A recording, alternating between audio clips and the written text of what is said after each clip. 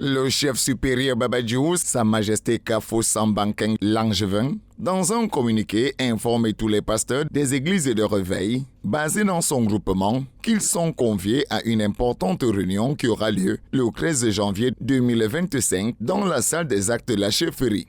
Pour le juriste rencontré par notre rédaction, le roi Babadjou n'est pas compétent à convoquer des leaders religieux.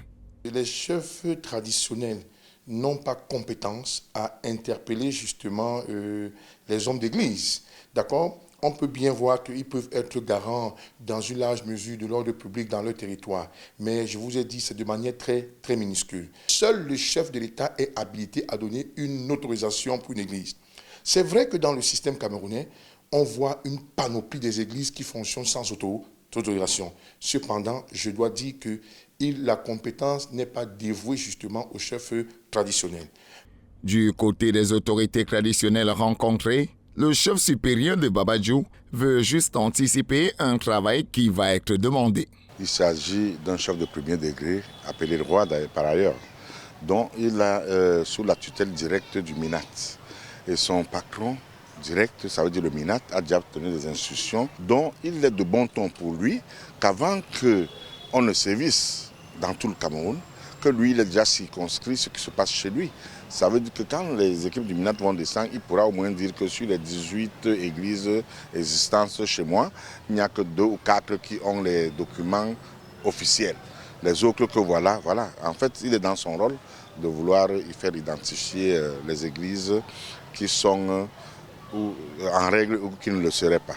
Selon la loi camerounaise, seuls les services déconcentrés peuvent encore convoquer des leaders religieux, nous dit le juriste. Quand vous regardez la loi de 90, d'accord, et sur l'organisation administrative, si ça avait été par exemple le sous-préfet, si ça avait été le préfet, si ça avait été le gouverneur, et dans une large mesure le MINAT, ça devait se comprendre. Parce que ces gens-là ont cette compétence et ils sont garants justement de l'ordre public et du respect de la loi.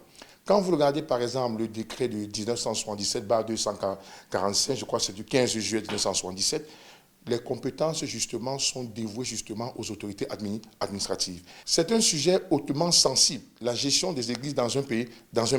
C'est pourquoi, étant hautement sensible, vous voyez que la loi n'a même pas autorisé un ministre du gouvernement à donner l'autorisation. Seule l'autorisation du chef de l'État est valable. Quoi qu'il en soit, et selon une autorité traditionnelle, les uns et les autres doivent tout de même être en règle. Les gens ont toujours tendance à vouloir se mêler des choses qui ne regardent même pas.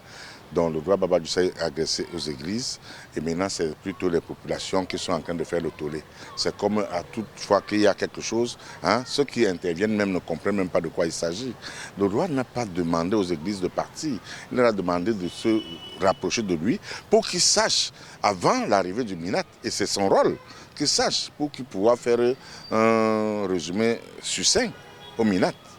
Il faut noter que pour la réunion du 13 janvier 2025, chaque pasteur est prié d'être muni du décret présidentiel qui donne autorisation d'ouverture de son église et des pièces justificatives qui font de lui un homme de Dieu.